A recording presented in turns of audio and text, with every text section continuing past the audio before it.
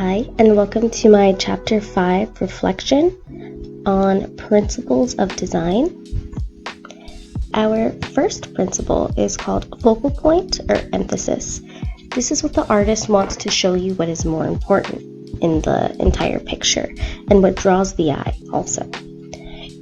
Each design does have to have a focal point. Normally it's just one. You can try and push it with two, but the more focal points you bring to an image can make it look a little too busy. And I wanted to display this picture because automatically your eye goes to this tall little flower here. And that's mostly because it's tall, it's right in front of your face, and the background is a little more blurred. So you want to go to the clearer image. Whenever your eye looks at that, you automatically go to the text next to it, showing you that that's what's important. Next, we have contrast. Contrast can use a lot of different colors, spacing, texture, or patterns to bring focus to the image or to strengthen the image. Here, the artist used black and white, which are opposite colors on the color wheel. And I see a little bit of texture with the line work that they have, just because they're bringing shadow around the back of the shoe or the side of it. And you can see the floor looks like it's a little bit wooded, and then they're using a fence. So it's a lot of different things interpreted into this picture.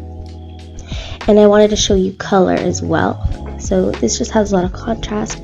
So there's a lot of white in the background, so spacing.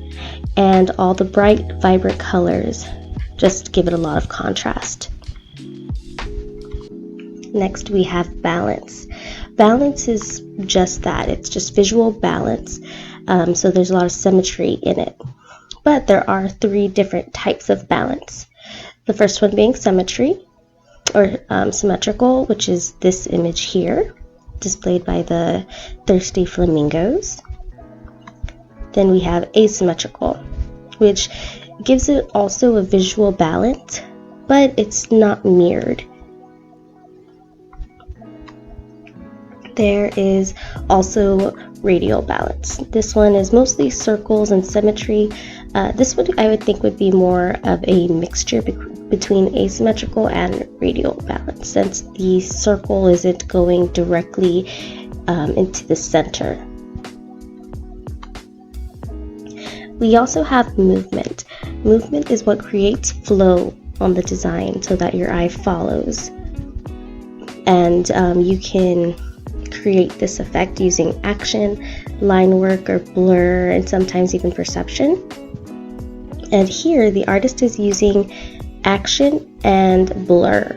As you can see, the way that her body is positioned, you know that she's going in that circle motion with her hands. And also, her hands are a little blurred if you pay attention to them, which is giving you that movement.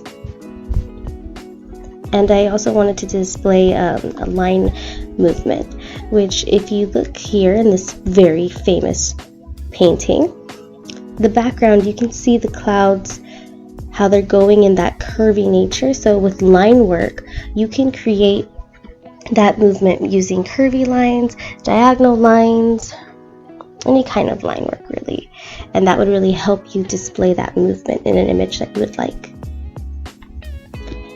And next we have rhythm or pattern. Now that's just that. Rhythm is just repeating, but it's visual repeating.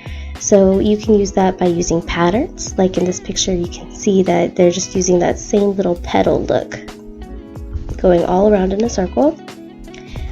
And you could also use the different kinds of photos. If you're creating a website, just use like a similar kind of image, or reusing colors. Also, like in this image here, they're using a lot of purples and blues. And you could even use same types of fonts, or just anything else. As long as you're repeating, you're creating a visual rhythm. This is also an example of rhythm. This one is just using the same shape over and over again, and that's about it. And it's going in a circle, so maybe there's a pattern there, but I wanted to focus on the shape also, just to give you another example of a rhythm or pattern. And lastly, we have unity, which is the last principle. And with this principle, it's just gathering all the other principles together to make your art. And this one, it is a little hard to use all 5 of them. You don't want your artwork to look too busy or to look too crowded. So as long as it works flatteringly, you don't have to use all 5. I'm sorry, 6. So here in this picture, I thought it displayed all 6 of them. So here you have a focal point, which is the very middle of the bridge. That's because the lines all draw you there, and also because of balance. Now it does look like a mirrored image, more or less. It's a little off, but it could be asymmetrical or balanced. I think it's balanced a little bit. And it's also contrast, the black and white kind of gray look. And I think it shows movement with the lines, how they're all focusing you to the very middle of this bridge. And I think with the lines also, and the brick, is giving you rhythm and pattern. I think this is another image that would give you unity, because you can see it's balanced asymmetrically because of the cliff right over there. It's not mirrored. It gives you movement because your focal point is right on this bus, and you know the bus is going forward. And the rhythm, I would say, is the fence and the line work in the road.